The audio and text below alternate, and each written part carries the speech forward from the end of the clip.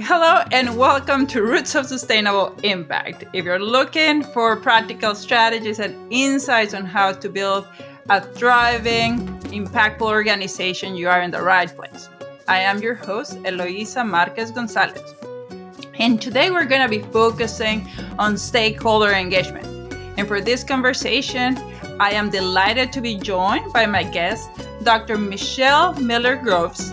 She is the founder and president of More Than Marketing, a marketing firm that focuses on servicing organizations within the clean energy space to make sure their message is spread out in the world and they engage their customers and stakeholders.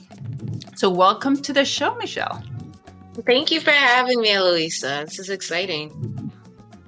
And why don't we start by you telling my listeners about you, your firm, and what type of impact you're trying to leave on this world? Yeah, so as you said, I'm Michelle Miller Groves. My business is More Than Marketing, and we provide integrated marketing services that span from marketing plans, social media marketing, inbound marketing development, workforce development training, digital marketing and storytelling and branding. And so we provide those, as she said, to organizations in the clean energy sector, as well as organizations that are led by diaspora women executives. Uh, and so my goal is as a social change agent, which I recognized a long time ago, is to uh, create the greater good, is to impact the greater good, and use marketing to do that. And so ultimately, I want to ensure that the world that we're in is sustainable for my children. So I have three small kids, and um, of course, we're always mindful of their carbon footprints of our own. And so, how do we ultimately create a global community, in our backyards, in the world space where we can all take up space and be seen, not equally, but equitably, right? Where we all come to the playing field and um, we're all working towards sustaining the world. You know what I mean? Like there's no one right avenue, but the goal is for all of us to have a collective mindset around how we push the narrative forward. So that, I mean, it sounds very lofty, but that's ultimately where my heart is and how I lead myself and how I choose what organizations I'm going to work with. I love that because I share the sentiment that we owe it to our kids and the future generations, and we want to Absolutely. make them proud and leave something where they can live and thrive. We can Right. leave a better environment, versus a better society. So Exactly. I'm with you on that. So we both work in this space where the organizations are trying to do some positive, have a positive impact, Yeah. and many of these organizations have their vision and their mission already set. And but the next step is engaging their stakeholders. And why is that important? How does that actually support their mission? Yeah, I mean, your stakeholders, they vary, right, in tiers. And so you have your immediate stakeholders who would be like your brand ambassadors, those who are talking about your organization all the time. Those are potentially your employees, right? And because they're the ones who say yay or nay, whether I like this place, if I enjoy working here, because they have those conversations at 5 o'clock happy hour, with coworkers, with friends. And so they are truly your first tier stakeholders. And then you go up further to where you have your investors and you have, your larger communities.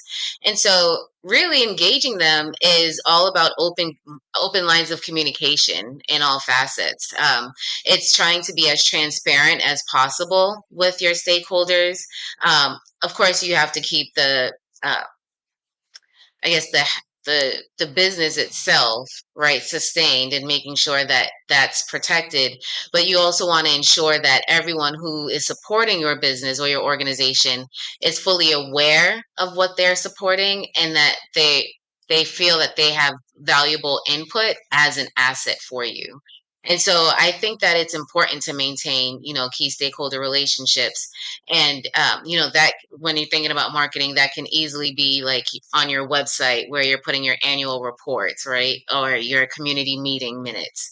Um, but it also goes down to, again, thinking about the employee, are those emails that you're sending. There are organizations that we're actually in the news about saying, you should work long hours and don't think about going home.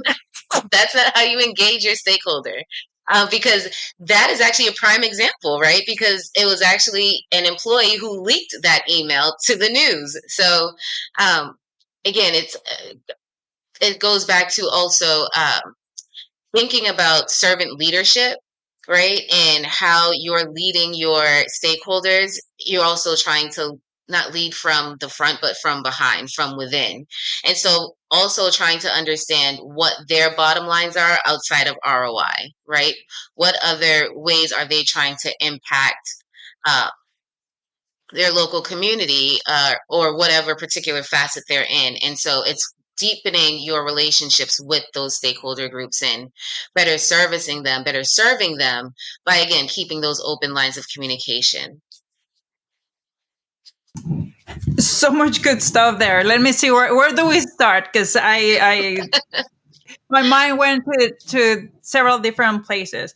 Sure. So first of all, you describe many different stakeholders. Some are internal, some are external to your organization, and there could be conflicting priorities and needs. Sure. Sure. So, like, how do we help organizations think through those? First of all, engage them in ways that we can tease out those things that might be like at the essence of what they're looking for. Um, and then how do we prioritize who do we engage first, Yeah. and how do we read those results, I guess.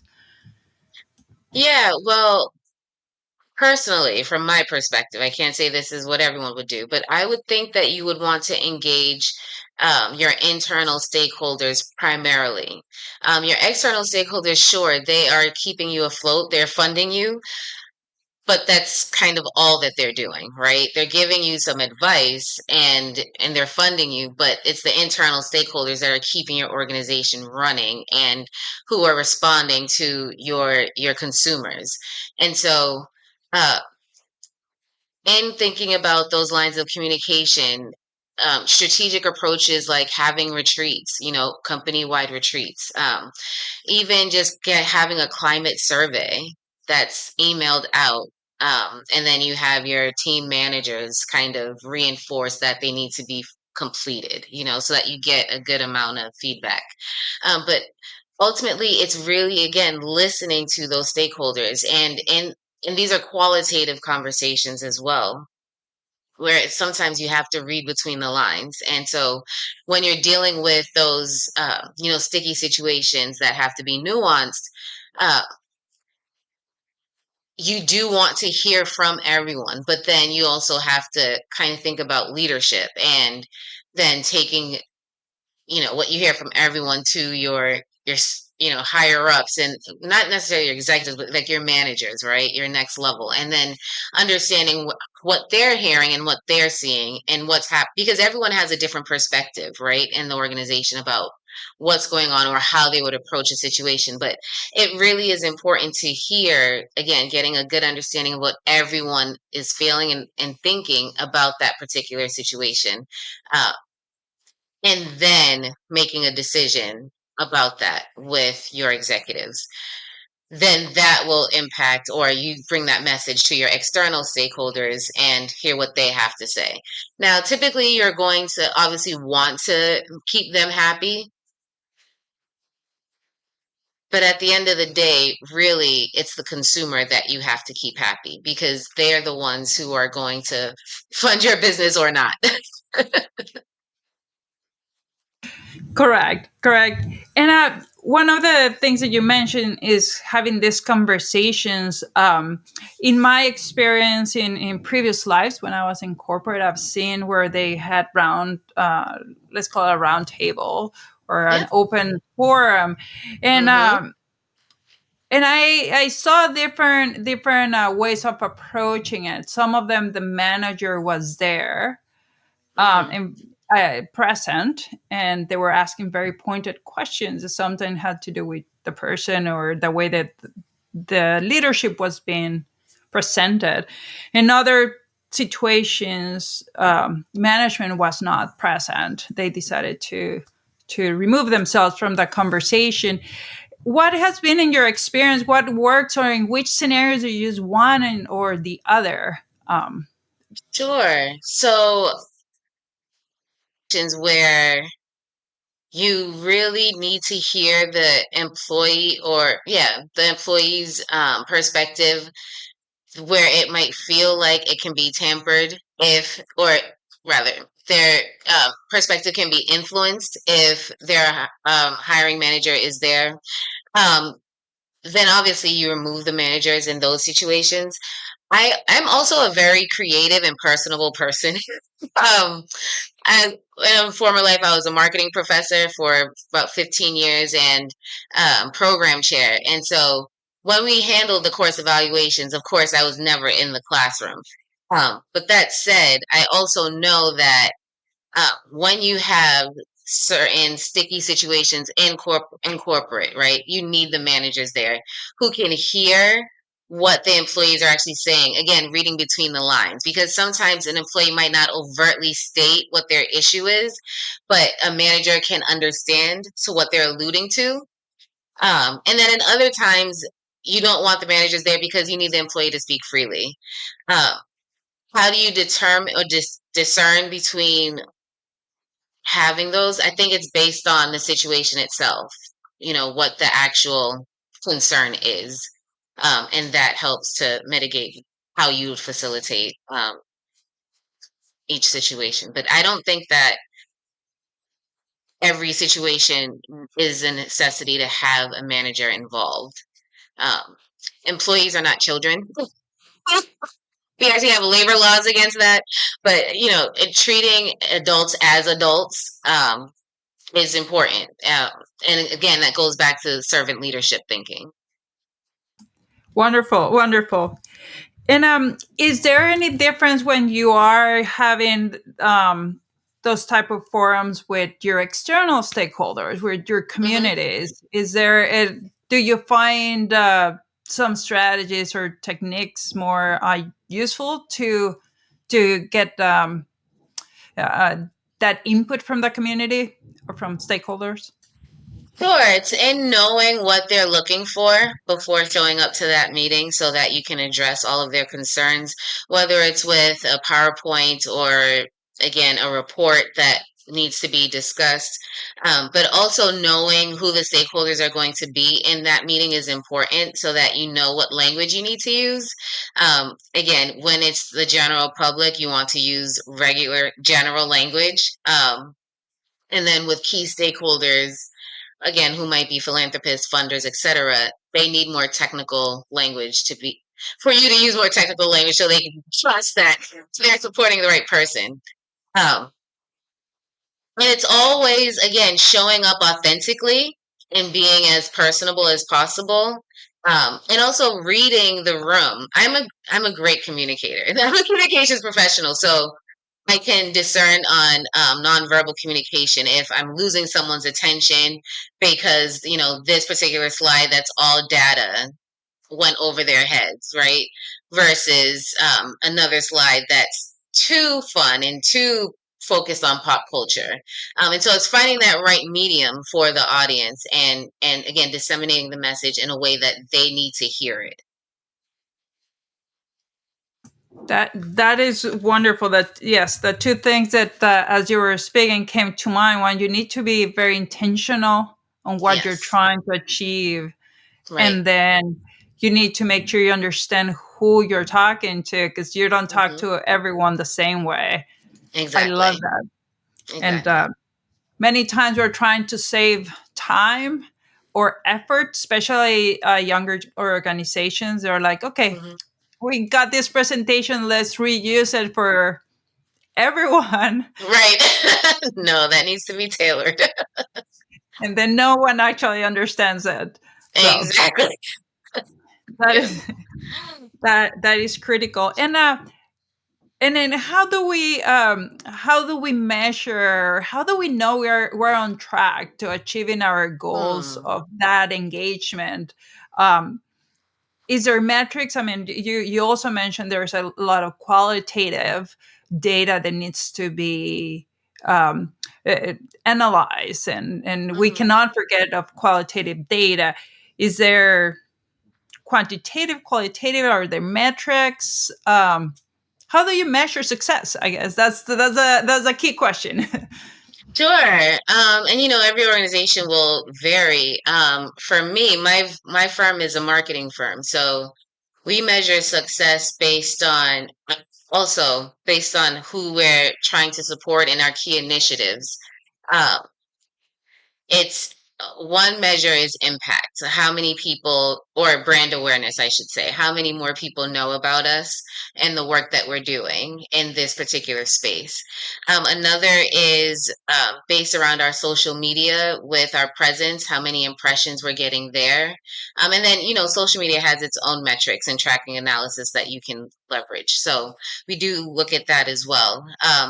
And then when we look at thinking about, again, key stakeholders, we are measuring how engaged they are with us. And so, in terms of numbers of partnerships, what projects we've been able to uh, secure based on these partnerships, and what the output would be. And then, of course, based on those projects, what are your um, metrics for those outcomes? And so, all of those.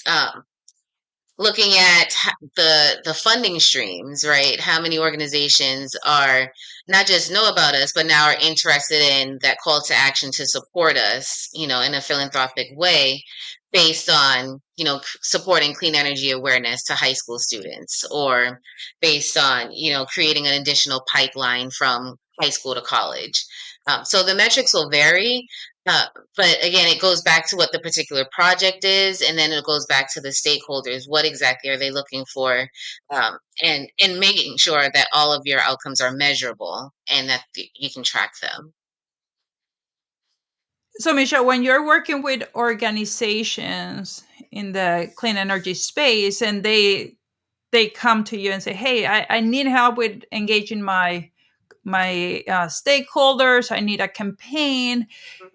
Do you take that objective of that campaign, whatever they want to, the results that they want from that campaign? Do you align it with the company's vision and mission, or do you just go with that initial objective? How do you approach that? Yeah, so we do ultimately align it with the organization's overall mission, and off. We do base our marketing strategies off of their objectives, and so if they're looking to increase brand awareness, then what specifically are we looking at that for? Is it because you're doing sustainable work? Is it because, whatever that mission is, uh, that's what we would be highlighting, because that's what people are hanging their hats on. Consumers are always looking to better understand an organization and why they should follow them. And so that objective is typically to increase brand awareness across the board. And that's exactly what we would align to. And so when people, like I said, consumers are uh, trying to learn more, it's more so they're interested in the value that you would add to their lives. And that could be in terms of their own personal interests, that could be in terms of their lifestyle, it could be something based on their demographics, but what of value does your organization bring to them? And so that's what we would align mission to objective. Great. And so, if I'm understanding correctly, brand awareness is Hmm. really building trust with Yes. your customers, your stakeholders.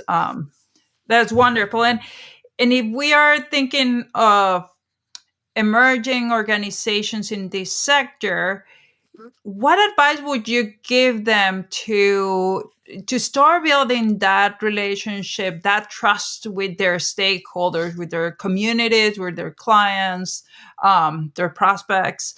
What advice would you give them? To first, uh, other than knowing your 30-second pitch, but to first understand what your true mission is, and how that serves the greater good. Uh,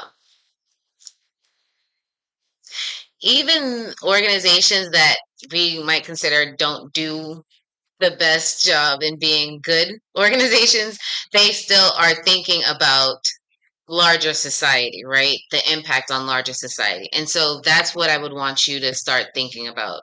Wow. How does this, the other question is not just larger society, but individually, right? People are always trying to figure out buy-in, what's in it for me. And so how can you answer that question for your key stakeholder groups? What is in it for them? And what are they buying into that they can hang their hat on and say, I'm proud to be connected to this organization? And so if you're just starting off, then you have this wonderful idea for this amazing project or product that's going to revolutionize the world, right? Uh, how can you use that and have a positive impact? And then go from there.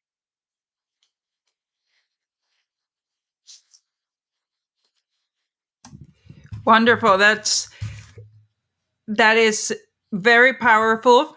So you're saying you need to know yourself, Hmm. know your mission, Yes. understand your larger society, your impact on the larger society, but also at the individual level, the Yes. what's in for me, the Hmm. with him, Yep, and exactly. then yeah, and how can you have a broader impact, a positive impact?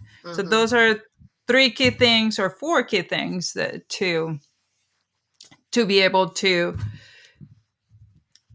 build trust with your customers, with your Yes. stakeholders. Yes. Wonderful. Wonderful. So this has been great. Any last comments words of wisdom for our listeners on how they can get their internal or external stakeholders excited, engaged? Follow your heart. You've gotten this far either as an entrepreneur or as an executive in an organization, and you'll be able to continue successfully by following your heart. Wow. That your intuition has already led you this far. I'm being very serious about that. We all know that in our own right. And so it's Mhm. trusting that. The older that we get, the wiser we get. We also want to slow down a bit, have a little more patience with ourselves, a little more discernment, and then trust that our decisions are the right ones moving forward. This is not just building trust with others, but building trust with yourself. Yep, exactly. That's key. So now the fun question. If there is anyone that you can meet, dead or alive, no limits, Yep. who would that be and why? So just one person or If you have more, just go for it. Like, yes, so I have a I full have list. three.